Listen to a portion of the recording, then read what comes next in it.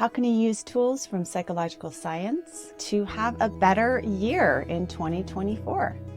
That's what we're going to explore today on Your Life in Process.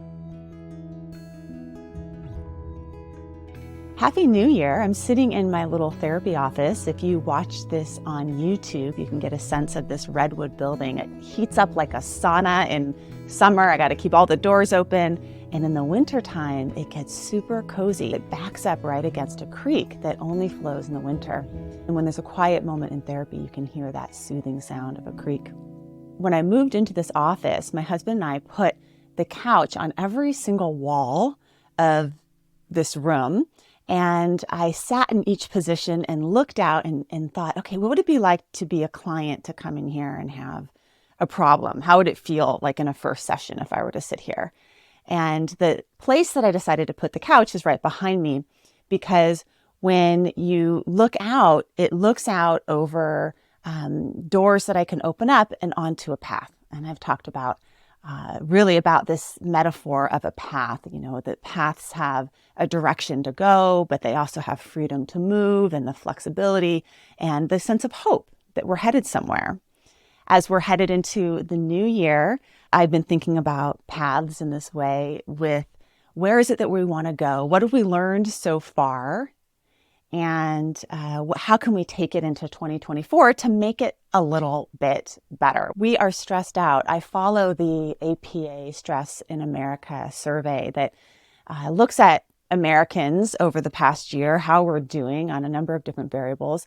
And in the survey of over 3,000 adults, 36% said that they don't know where to start when it comes to managing their stress.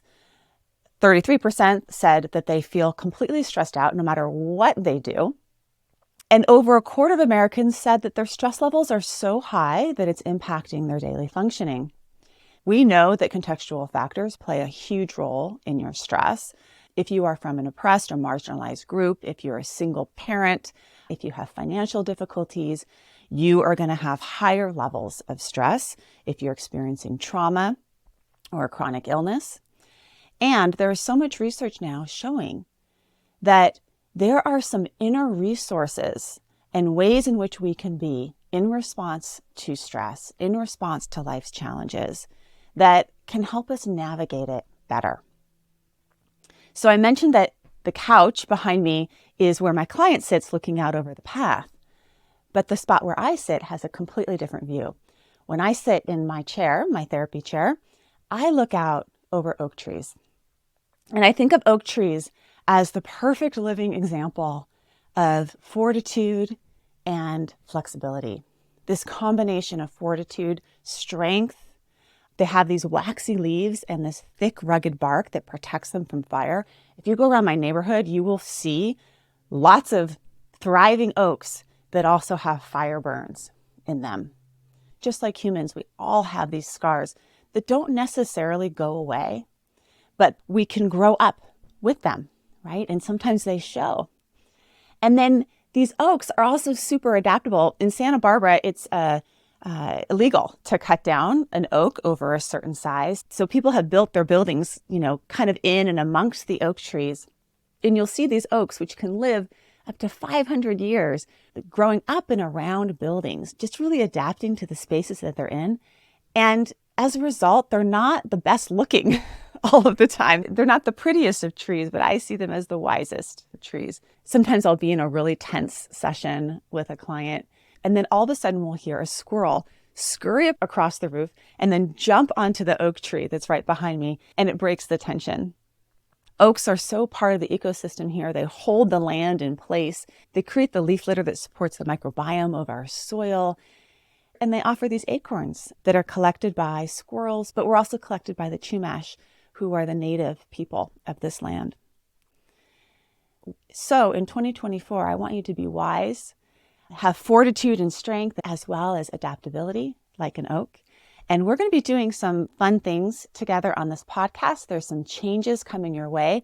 I've mentioned before on the podcast, if you're a dedicated listener, that my husband has some health conditions, and I'm going to need to take some time off to practice wise effort in my life, in my relationship, and in my family. I'm also working on writing a book on wise effort and need to take some time to focus on that. So I'll be playing some replays here and there. But for today's episode, what I want to do is to take what we've learned here and launch ourselves into the new year with 4 fundamental practices that will change your life, make it better, build your fortitude and your flexibility in 2024 so that you can face whatever fire comes your way, literal or figuratively, so that you can adapt and move and shift with our changing times, and so that you can remember that we are all interconnected. We're all part of this ecosystem called our planet Earth. The first skill that I want you to learn in 2024 is to learn how to stress better. If you can reduce demands on you, if you can get rid of life stressors, please do that. Control what you can control. And for most of us, a lot of the stresses that are coming our way are either out of our control or they're chosen stressors. There's things like, I want to write a book, and so I'm going to be stressed, or I want to be a parent. It causes additional stress. So how can we stress better? And what do we know from the stress research that are the inner skills needed to be able to face chosen or unchosen stress with more fortitude and flexibility? Let's listen to Alexandra Crossewell and Elissa Epel, who are researchers at UCSF. This interview is coming from a summit that I did called From Striving to Thriving in 2022. You can access it on my website. It's free if you want to go and listen to the full interview. Let's listen to what they had to say about stress, its impact on us at the cellular level, as well as what some of those inner resources are to be able to stress better. So I think the field as a whole, as meaning psychological scientists or us as stress researchers, has kind of shifted away from trying to demonstrate that impact anymore because it's so profound. And we've kind of shifted as a group to saying, okay, we know that stress across a lifetime can have these negative effects on physical and mental health. What do we do about it? Number one. And number two, who are the people who are protected from those negative effects? Because even though stress on the population level leads to worse mental and physical health, that doesn't happen for everybody. And kind of like Elissa talked about, there are some groups, like she mentioned, there's some caregivers that are doing really well. And so the focus has shifted to trying to understand who are those people and what can we learn from these really resilient individuals that then hopefully we can insert into the ways in which we're helping those who are under a lot of stress. So one of the things that we found from the research study that Elissa was just talking about with the chronically stressed moms was that there is a group of personality traits or resilient factors that led to better metabolic health or was associated with better metabolic health.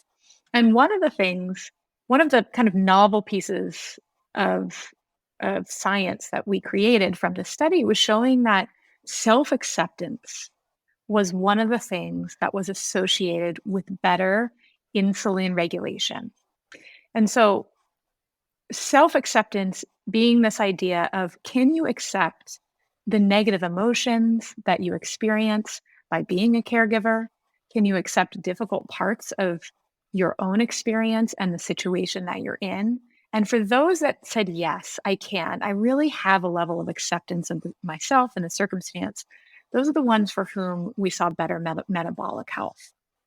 And that was just one of the findings showing that there's these internal psychological resources and perspectives that you can have even in highly stressful situations that are associated at least with better metabolic health and better health in general. I don't know if Elissa, if you want to expand on Oh, that yes, I Yeah. do. Yeah. It's a beautiful example. And so this, self-acceptance and eudaimonia, this kind of feeling of purpose, meaning, close relationships, that was also protective for the caregivers. So in general, they tended to look pre-diabetic, which was really depressing to us to see, independent of weight. But this high levels of this acceptance and eudaimonia were protective for their health. So that was beautiful. And the other counterpart, what Alexandra was talking about, being able to say, this is what my life is like right now, exactly as it is. And I can be with it. That is beautiful. That's something we can all strive for is, when we're in the thick of situations that we can't change, really being able to say, yes, this is hard and it doesn't need to ruin my day. It doesn't need to ruin my life. We're never going to get rid of these and change these situations. One way of being that we know kind of exacerbates misery and health and cellular aging is wishing things were different. And so we measure this state. We call it negative mind wandering every night in our studies. And we ask how much people were present and engaged in whatever they were doing right before we got their attention for our questionnaire. And we also asked them how much they were wishing they were somewhere else or doing something else. And it's that rejection of current experience that was related to worse daily mood and to, in other studies, shorter telomere, so more of the aging. And so Alexandra has been studying that daily experience, mind wandering. And the beauty of this is we can change this within 1 second. We can refocus our attention when we notice that we're going toward this kind of miserable state of, this is not how I want things to be right now. Just noticing that. And in the moment, refocusing to something positive in their environment or shifting what they're doing. And in the long run, really thinking about what's changeable and what's not. Even though you might be in a really tough situation, whether it's relationships, work stress, caregiving, there is a way to live within that and find freedom within that allows you to be more present for your life and to notice joy and to have this good balance of positive experiences amidst grief, sadness, anxiety. Hi, I'm Dr. Dinah Hill. Thank you so much for joining me with Your Life in Process. And if you want more, if you're interested in applying these processes to your daily life, join me at my membership, More Life in Process. At More Life in Process, you will get meditations for you to practice at home. You'll get extra bits from the episode that maybe got recorded after the fact. You're going to get PDFs and handouts, things that you can use to apply your daily practice to your life. And I can't wait to see you there. $5 a month, $50 for the year. You can go to yourlifeinprocess.com to sign up. So the 3 skills that Alexandra Crossewell and Elissa Epel talk about in terms of responding to stress with fortitude and flexibility are skills of self-acceptance, having a sense of purpose and meaning, and also not getting into that mindset of dread, not dwelling on the future negative of what's to come, but really being in reality as it is. I really loved the conversation that I had with Brad Stulberg, where he talked about moving from order to disorder to new order. That's what those oaks are doing all the time in their 500 years around my office, that there's been so much disorder that's happened over those 500 years. And they've also reordered themselves. It's not the same oak that it was 100 years ago. Brad talks about the importance of our expectations as well as diversifying our sense of self. Let's listen to Brad Stulberg on how to stress better.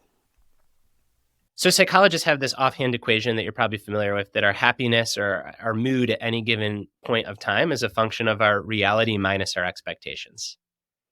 And the bigger the gap, the more distress we feel. Now, people often say, does this mean that I should set low expectations? And I don't think that's the case. I think that we should set accurate expectations. And we can set high expectations of ourselves that are in alignment with our values for the things that we care about. But we should err on the side of conservative or lower expectations for external outcomes in the world around us. And that's how I, as a result of writing this book, have come to see that. And the other thing that I was going to say, and just being totally frank and being judgment neutral, in many ways, I think it is much easier to be a person that only cares about work, to be like the CEO or the person who is just so focused on work that nothing else matters and you will outsource everything. Or on the flip side, in the case of parenting, to be the parent where that kid is everything and you have no craft or work or creative aspirations. because then you don't have these values in conflict. And I think where the rubber meets the road is when you want to both be a present, loving, caring parent, when you want to excel at your craft, when you want to have a physical practice and take care of your health. I think that is where the challenge lies acutely. But in the long term, I actually think it makes us so much more robust and resilient to change. Because when your identity gets way too tightly fused to any single thing, and that thing shifts. So if you're the person whose whole identity is tied up in work and then you have a work failure or it's time to retire, that's a real crisis. So I think like diversifying your sense of identity and having multiple values and having multiple things that you care about in the long term is really good and healthy, and it adds meaning and texture. But acutely, it brings lots of challenges because you're constantly evaluating these trade-offs. So the first skill is learning how to stress better. Those inner resources, those psychological flexibility resources of acceptance, of values, of returning back to the present moment reality as it is and resetting our expectations based on that reality and our sense of self.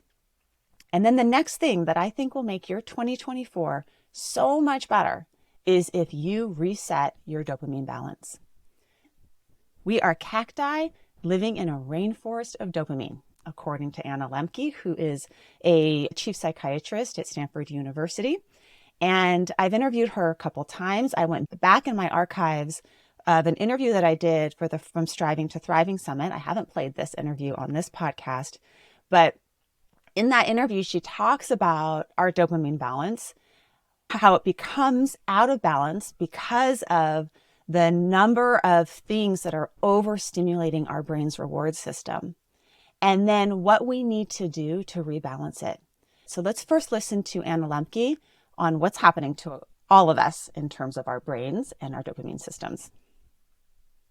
Imagine that in your brain that we call the reward, the part of the brain we call the reward pathway, which has been identified, consists broadly of the nucleus accumbens, the ventral tegmental area, deeper, older brain structures, and then the prefrontal cortex, which is that large gray matter area right behind our foreheads, and the ways that those two regions of the brain talk to each other. So that's the reward circuit.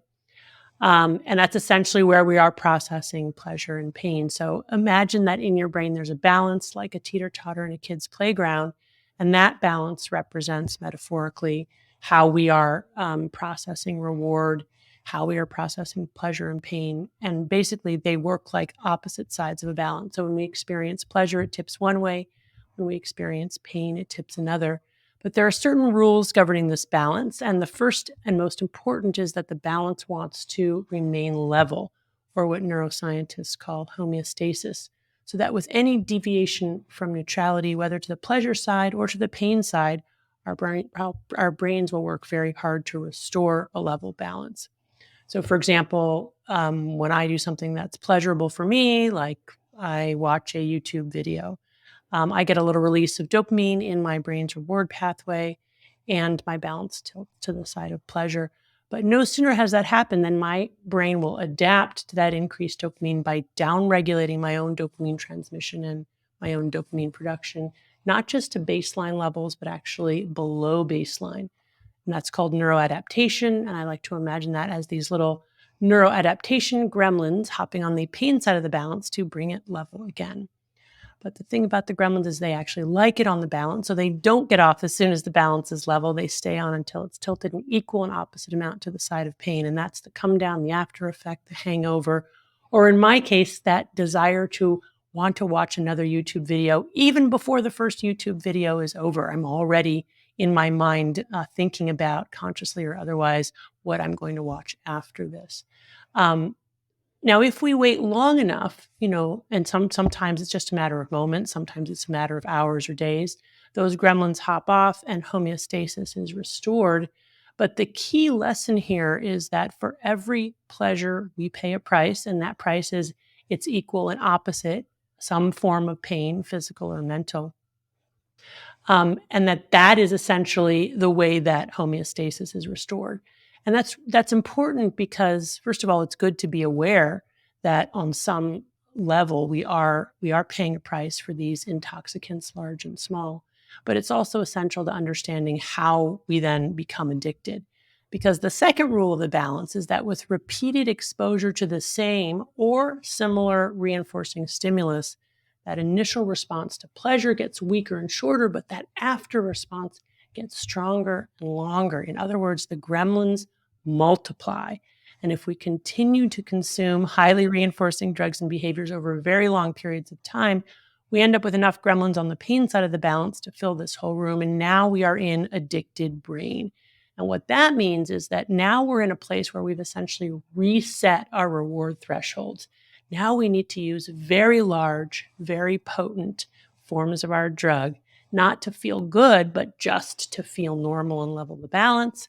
Other more modest rewards are no longer pleasurable because they cannot compete with the army of gremlins now camped out on the pain side.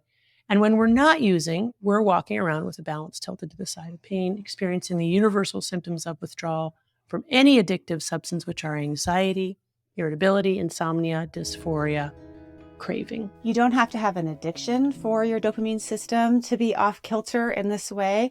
For some of us, it's our phone use, our overexposure to stimulating material in our phone. It's the foods that we're eating. And if you are noticing this anxiety, irritability, insomnia, dysphoria, resetting your dopamine system may be a great thing to do in 2024. Anna Lembke talks about this being a two-step process. The first step is to take what she calls a dopamine fast. And from her experience, about 4 weeks is the ideal amount of time to do a dopamine fast.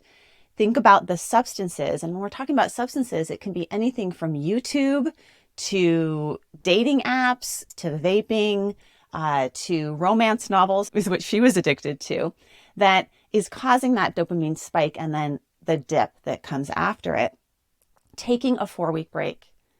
Now, if 4 weeks is too long, you can take a shorter break and, a week or two, but to get to that full benefit, 4 weeks is the best. This is one of the reasons why I go on retreats, is because that first week I'm doing a dopamine fast.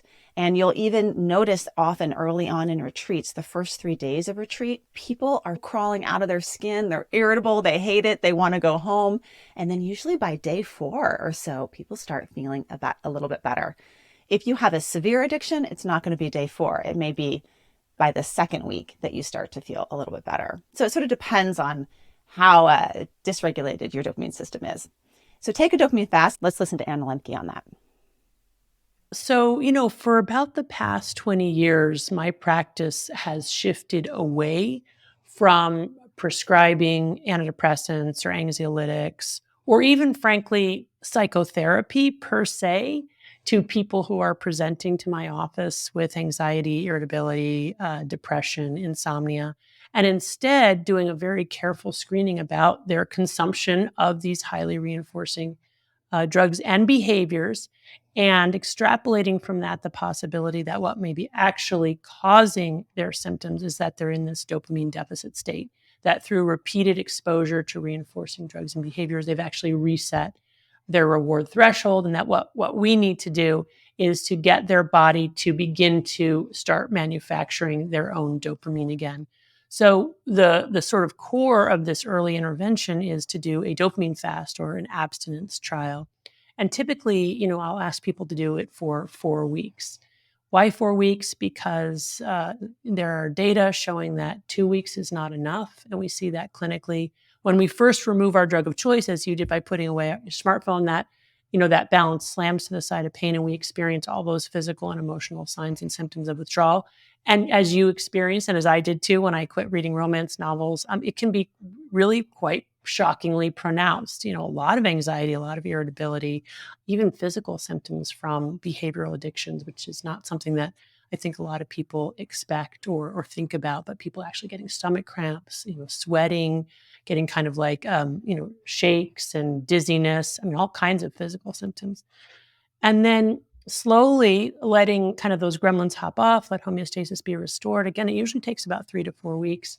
And then about 80% of my patients will come back after that dopamine fast, feeling significantly better than they did when they were using their drug, and in many cases better than they have in years.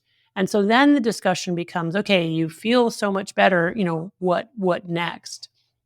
Do you want to continue to abstain, or do you want to go back to using your drug. And almost always people want to go back to using their drug, but they want to use less. Once you're done with your dopamine fast, depending on how long you decide to do it for, a week or 2 or 4, you may want to start to introduce that substance, that drug of choice, whatever that is for you. It can be, for me, it's also been exercise has been a substance that I get addicted to. It can be so many different things. But once you bring that substance back in, you want to do it with some care and with some intention. So wise effort is not about black or white. It is about that fortitude and flexibility. So the fortitude is around strategies like self-binding that Anna Lembke is going to talk about, as well as flexibility in that it doesn't have to be that you are never going to drink again, or that you're never going to watch a YouTube video again or use Instagram again. But how can you use these skills of self-binding, these environmental interventions, to help protect you so that you don't go back into that overuse? Let's listen to Anna Lembke on that. I like to divide these self-binding strategies into 3 basic categories: spatial, chronological or time-based, and then categorical. And you've employed primarily time-based self-binding strategies. So you've limited the hours in which you will engage with your device. And that's a really great way to do it, especially cutting it off, at a certain point at night. And then also limiting yourself to not going on it until after a certain point in the morning. And the chronological one can sometimes be based on time or based on crossing a finish line. So what you have is both of those. You have a time self-binding strategy at the end of the day, and also you do it communally. These are much easier to accomplish if you do them with others. And in the morning, it sounds like you have a finish line, crossing a finish line type of self-binding strategy where you say, okay, I get up, I'm going to do my meditation, I'm going to eat breakfast, I'm going to make my bed, I'm going to brush my teeth. I don't know if that's your routine, but that's kind of what you do. I have a similar one. I'm not going to go on my device until I finish this list of primarily self-care oriented things, and then I will allow myself to go on the device. So that you've done an amazing job using time as a self-binding construct. You've also used what I call geographical or spatial binding. This is where we literally put physical space between ourselves and our drug of choice, like not having potato chips in the house, for example. You've done that with your apps by moving your apps to the last page. It is a physical barrier, right? You have to walk further to get to that app. So that's really great. Though what I'm not hearing is categorical self-binding, and that's just to describe it. That is where we say to ourselves, okay, I will allow myself to go on this type of app, for example, apps that connect me with people I really know, but not apps with strangers. Or I will allow myself to play this video game, but not that video game. Or in my case, I will allow myself, let's say, to watch sports YouTube videos of like funny animal videos, although frankly, those are incredibly pernicious and addictive, and certain sports, but I won't let myself watch Dr. Pimple Popper or something like that. Because when I watch Dr. Pimple Popper, I'm just like 3 hours later, I'm watching these, enormous pimples exploding. And we don't even need to psychoanalyze that. I don't even want to go there. But so those are some of the, the constructs that we can use. The categorical self-binding too, you do it a little bit in that, you actually don't do this, but you might consider incorporating this. One of the things I advise is that after we do our morning routine, before we actually go on our device, we write down on a piece of paper what we're going to do on the device. So that's a little bit categorical, right? So holding ourselves accountable by writing down, okay, when I go on, I'm going to go on, I'm going to spend the time that I need to really answer the emails, and then I'm going to go work on that essay. And the essay is the hard and effortful thing because it's more creative and it's not me just responding, it's me actually generating. So that's harder, right? So easier to procrastinate around that. And what I will do is I'll go on my email and I'll answer my emails. And then I'll sort of be hovering there waiting for more emails to come in. So I won't just get off the email. It's I just want to be because that reactive mode is so much easier and also quite addictive. And it's not even it's not even all good emails, but it's just easier and addictive to be in that reactive mode. So a way to do some categorical, say I'm going to only do these things, and I'm going to really be really vigilant about when I complete that task, I'm going to go on to this task next. I'm not going to get lost. And then you can schedule time to wander, time where you do play or you do watch YouTube videos or whatever, but then try to say, I'm only going to watch for this long or on these days. Recently, I've actually tried to entirely give up YouTube. I have become more and more convinced that moving images are an unbelievably potent drug. And that, whether it's in the form of a movie or a TikTok video, TikTok's being even more potent because of the condensed time. Like, we are just so naturally just taken in by that. Alrighty, so if you're going to work on having a better year in 2024, you're going to get better at responding to stress, you're going to reset your dopamine system, and you're going to work on tending to your relationships. If you want to know all about the connection between relationships and longevity and health, go listen to the episode I did with Robert Waldinger. But I also want to give you some tips on how to do it. And the first tip that I want to share with you comes from Rick Hanson, an episode I did with him on his book around how to build a better relationship. And it has to do with raising your game. That's where you have control in your relationships. And for a lot of us, we get into these patterns of avoidance and complacency. We get into old attachment patterns. Regrouping and focusing on what are your relationship tasks and how can you raise your game in the relationship. You'll be more likely to get the returns that you want. Let's listen to Rick. And I think about the ways in which, particularly in long-term relationships, people drop out relationship tasks. They don't sustain interest in each other for more than a few seconds in a row. Think about how rare it can be in a long-term relationship to feel that your partner is listening raptly for a few minutes in a row. They're totally with you. And think about how small a gift that is. And yet, what an incredible impact it can have on another person or on you when you're the receiver of the other person's serious interest in you. Do a bit of an inventory on so-called relationship tasks, not as burdens, not as something that's going to deplete you, not even as sacrifices.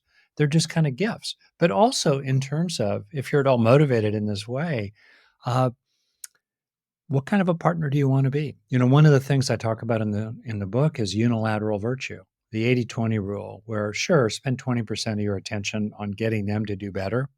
Fine. But the rest of it is on what you have control over, which is yourself. Okay. And for a lot of us, I think, honestly, we could raise our game. I've been a therapist a long time. It's made me kinder and in some ways blunter, because you could just see that people really could raise their game often. Not always, but they could actually deliver more to their partner in terms of relationship tasks. Another aspect of healthy relationships is knowing what you are doing that drains the relationship. And I got a chance to talk with Russ Harris about his book about Act with Love. Russ is a well-known ACT therapist. He's got a great angle on values and relationships. And I love this acronym that he presents that is called DRAIN, D-R-A-I-N. Let's listen to Russ on what we are doing that drains our relationship so that we can spot it and stop doing it in 2024 and act with love, act from our values to build the relationships that we want. So DRAIN's an acronym. I love acronyms. So that, as you said, D is for disconnection. You're cutting off. You're not really present with your partner in an open and interested and curious way. You're cutting off in various ways. The R is for reactivity. That means you're basically just jerked around by your thoughts and feelings as if you're a puppet on a string. The A is for avoidance of discomfort, avoidance of uncomfortable feelings. So relationships always come with, I kind of say that love and pain are intimate dance partners. They go hand in hand. You don't get one without the other. Another great ACT saying is, we hurt where we care. So there will be pain, there will be uncomfortable feelings. And if you need to avoid those uncomfortable feelings, then you're going to have to avoid important parts of your relationship, because those difficult conversations, those negotiations about needs, those things you have to talk about, they all bring up uncomfortable feelings. For many people, physical intimacy, sexual intimacy may bring up uncomfortable feelings. If you're not willing to make room for that, then physical or sexual intimacy goes out of the window. There's all sorts of things. So the more avoidant you are of discomfort, the more problems. The I is for inside your mind. So the technical term for this is cognitive fusion. We get all caught up in our thoughts, entangled in our thoughts, beliefs, ideas, and basically lost inside our mind. And, that may manifest as rumination or worrying or obsessing or, revenge fantasies. I'm going to get back at you for this, that, and the other, just all that unhelpful stuff that we easily end up dwelling on. And we're so lost in our thoughts, we're missing out on life and can't really be present with our partner while we're caught up in that stuff. And then the N is for neglecting your values. Again, it's so fundamental to ACT, this idea of using your values as a compass to guide your life, as a motivator to influence your behavior. And unfortunately, when we get hooked by those thoughts and feelings, often our values fly out of the window and we just fall back into doing most of the unhelpful things we do in relationships. We learn at a very young age. If you actually were to record yourself doing those things that are most destructive in the relationship, you would see that they're very similar to the things that 2-year-old children do.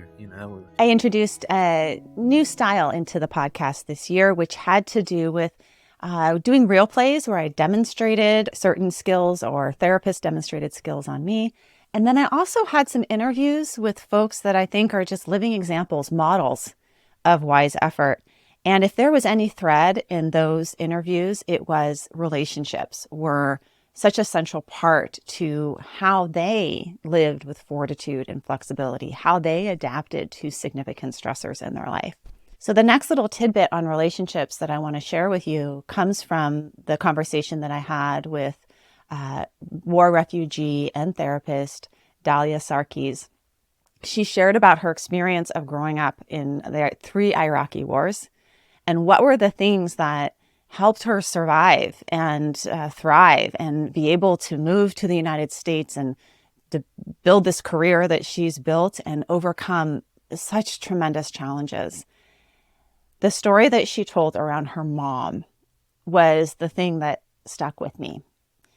The small acts of compassion that we do for others, the ways in which we give to others, the way in which we see other people's needs, their suffering, we turn towards them and we offer just something really small can make a huge difference.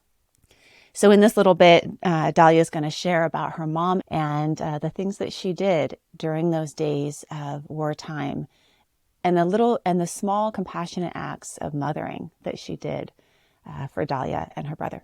And that's what we did. She told us, here's how you knit and crochet. And we made squares, and then she crocheted them together to make a big blanket. I remember the blanket. We actually had it home, brought it with us. That's something had to come with us. So in all of that, there was a lot of bad memories. I remember when when the windows for our living room broke, and despite that we put all the taped X on it. Remember how the safest place was in the corridor, and there was the 4 of us, my mom, dad, me, and my younger brother, and a family friend who was also neighbors, mom and dad and son, daughter.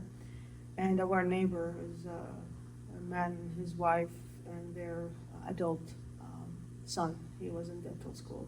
So all of us would fit into, I don't know how, 6 feet? 6 feet by 1.5 feet maybe. And it's because it's the corridor and there's 3 stories up. So if something to fall, the first 2 stories would save us, so it's not gonna crush us completely. But there's 3 doors around us, so when the shelling happened, the door does that, and that's too much. And I remember my brother was younger, and mom knitted a really significant, serious, like hat for him to cover his ears. So yeah, and I think I don't know if they gave him some kind of medicine, so he can get a bit drowsy, so he's not remembering this that much, but he remembers, and so many other. So this is like, it's bittersweet. So much of our life is bittersweet, and I imagine if you look back on 2023, there'll be lots of bittersweet moments. And as we move into 2024, there is going to be more bitter and also more sweet. And it really is our relationships that make a difference in how we hold the bitterness of life. And one of my favorite interviews this year was talking with my good friend, Elissa Epel, about our dads, about loss and grieving, about our friendship, and what sustains us during times of our life that feel overwhelming, impossible to recover from. And somehow we do, and we can. Let's listen to the wise words of Elissa Epel. When we were hiking, you were talking about the cuckoo clock analogy. And I was like, that is such a good analogy of how I felt with my dad in terms of the cuckoo clock door being closed and sometimes cemented shut as a form of protection. And then when it opens, it's amazing because you feel so connected and you see it's because I do see you're a lot like your dad and I'm a lot like my dad. And it's also those parts of him that sometimes I don't like in myself that I see in him and I get afraid of. Am I turning into my dad? And then there's other parts of him more recently when he's been sick. I've been like, oh, I see that part of me and I like that part of me. I want more of that. So it is complicated. And I do see you and your dad too. Like everything from your vibrancy and how you fill a room. When you're in a space, people know that you're there and people gravitate to your energy the way that they did with him. So cuckoo clock, tell us about that. Well, I was just on your retreat in Costa Rica for the second year. And I don't think I've ever told anyone about that, but I told Luca, our yoga instructor, about it because she was talking about visuals of open-heartedness in her yoga practice. And we just had a really nice connection in general. And I said, Luca, there's this, it just reminded me, I haven't thought about this in a while, but from the time I was probably an adolescent, I just had this really strong visual of my heart with different people, but specifically with my dad, really. When things, I think, started, there was more friction. I was a teenager and he was having some kind of mild mania and then depression, and we were all living in a house, but just feeling protective, and it's a wooden cuckoo clock, and the doors are shut. You know, the doors were shut when I needed them, but I really worked on wanting them to open, and I would even hear the little creak. Okay, there's an opening, and he loved me so much, and he was so proud of me, and he wanted to connect so badly, and sometimes it just wasn't in the right way for me. But sometimes we'd have this great, amazing connection, and it was just like this, and the little birdie would come out and smile, and then sometimes it would slam shut. And so I'd have to, kind of pry it open. And so how do you do that? Like, what was the prying open? Like, what was it, like an internal conversation you were having with yourself, or like, I'm going to be uncomfortable, but I'm going to do it, or I had a visualization, and I still do, but I think it started with breath and just a noticing of that tightening, even in difficult relationships with, colleagues or friends or something, and noticing of the tightening. And then, my parents were lifelong meditators. I, started meditating in college when I had insomnia, and they're like, we want to give you this gift of, it was transcendental meditation, but breath, and then the release, and then the actual the visualization of it opening. And that open-heartedness is always where I want to go toward, even though it's hard for me. It's never more apparent when something, it's great in good times to celebrate with the people who you love, but when things are really hard, that's when you notice the kind of relationships, the kind of life you've built, really. It's when things are hard that you notice the kind of life you've built, the kind of relationships you've built. So we've talked about stressing better. We've talked about resetting our dopamine systems. We've talked about working on our relationships. And the last thing that I think will make your life so much better in 2024 is if you take care of your health. As we're facing health challenges in our family, it is ever more evident how precious these bodies are. We often don't know until we get sick or we get a diagnosis or we lose functioning in some part of our body what a gift it is to see, to hear, to smell, to walk, to breathe, to eat, to kiss, to hug, to feel. And our bodies need our attention and love and caretaking. Just like the oak trees need watering and sun and good soil, you need that too. So for the remainder of January, I'm going to be giving you some episodes that are to help you do just that. We're going to talk about alcohol use. We're going to talk about movement and physical activity, and we're going to talk about nutrition. So look forward to those episodes as for the remainder of the month. Some of them are replay, some of them are new. And I hope you put this into practice. These 4 things: stress better, get your dopamine back in balance, tend to your relationships, care for your health. And when you do all of those things, then you will be able to take all of your energy and all of your gifts and all the good that you have and spread it and share it with others. Happy 2024. Happy New Year. It's an honor and delight to share this show with you, and thanks for your continued support.